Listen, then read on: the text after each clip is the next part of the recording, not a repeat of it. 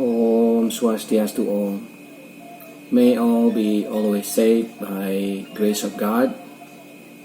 Om Mano Badrah Kertau Yantu Iswadaha Om. May positive thoughts and energy come from all directions. Om Sat Chit Ananda Om. May we always be righteous, mindful and happy.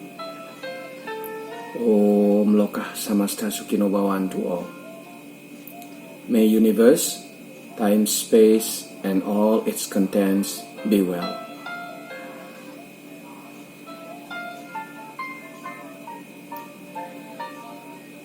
Ahimsa means non-violence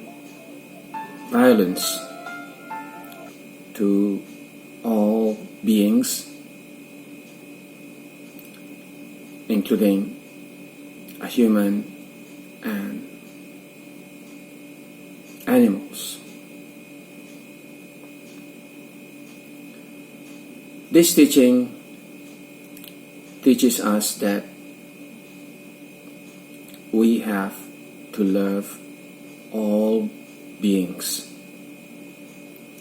like we love ourselves. Ajaran ahimsa, ajaran untuk tidak membunuh atau menyakiti manusia atau makhluk lain.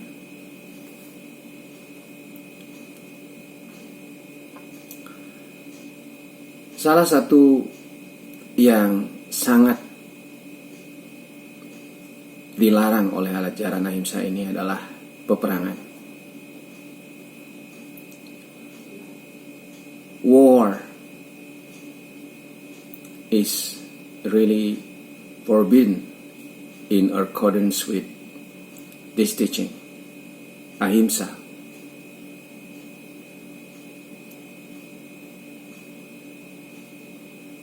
Whatever the intention behind the war, apapun niat di balik peperangan,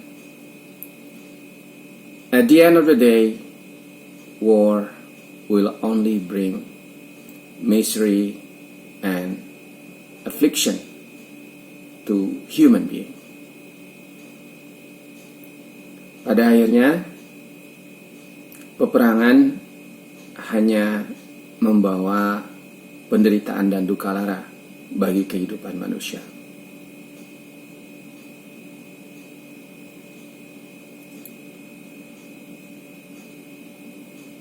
Man is extension of God.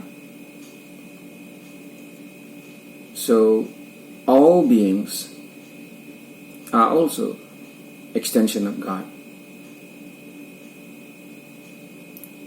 Jadi kita manusia adalah ekstensi dari Tuhan. Semua dari kita adalah ekstensi dari Tuhan. Sehingga ketika ada peperangan, maka yang terjadi adalah memaksakan lepasnya jiwa dari badan wadah. Ini adalah salah satu dosa paling besar menurut ajaran ahimsa. So in a war, men's souls are forced to separate from their bodies. And this is truly forbidden by the teaching of ahimsa, because death is supposed to be naturally happen. Jadi seharusnya kematian itu terjadi secara alami, bukan dipaksakan dari raga kita.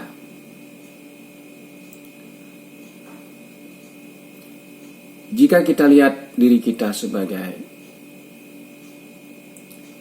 badan, pikiran, dan jiwa yang disebut sebagai 3 lapis badan kita. Jadi sesungguhnya kelahiran kita terjadi oleh kehendak Tuhan, oleh kehendak alam. Kematian pun sesungguhnya harusnya terjadi atas kealamian, kehendak alam dan Tuhan, bukan dengan cara dipaksakan. Bagaimanapun, perang hanyalah sebuah ego manusia.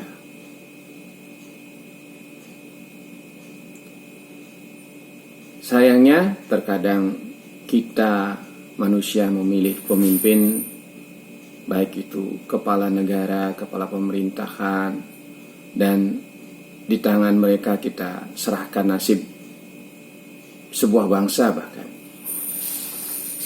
Kalau kebetulan yang terpilih sebagai kepala negara, kepala sebuah bangsa, orang yang tidak bijaksana,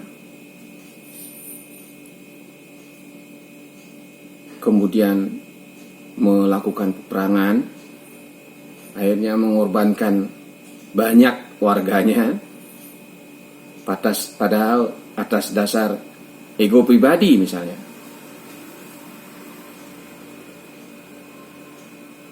Mereka mungkin tidak memikirkan begitu banyak akhirnya anak-anak yang kehilangan orang tua mereka, para istri yang kehilangan suami mereka. Setelah peperangan, bisa dibayangkan bagaimana sisa perjalanan kehidupan mereka yang harus sangat menderita karena kehilangan tulang punggung keluarga misalnya. Kalaupun misalnya dibiayai oleh negara, tetapi ada psikis anak-anak yang tidak memiliki bapak misalnya dalam kehidupan mereka. So whatever the reason behind the war, it is only human's ego.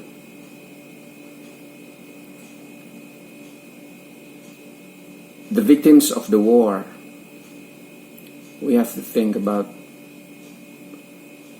the children losing their fathers, the wives losing their husbands, and for the rest of their life they must be suffering, full of affliction.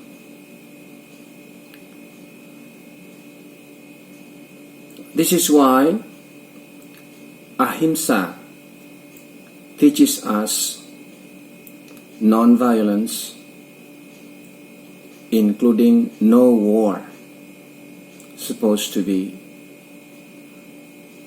amongst human beings. We have to live peacefully together, work together.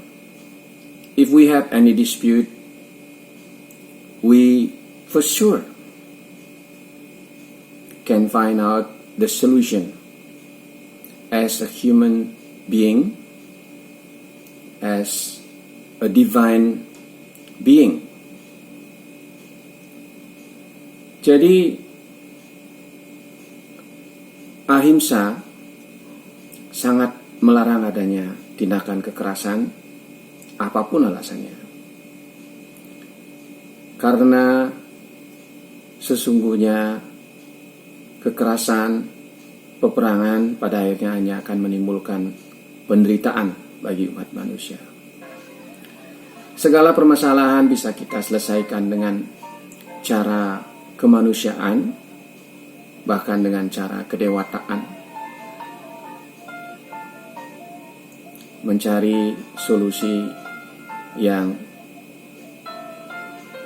menguntungkan untuk semuanya. Beneficial for everyone with the right way. Sehat, bahagia, panjang umur, berlimpah dan sejahtera. Om Santi, Santi, Santi, Om. May all be peaceful by grace of God. Rahayu, Rahayu, Rahayu.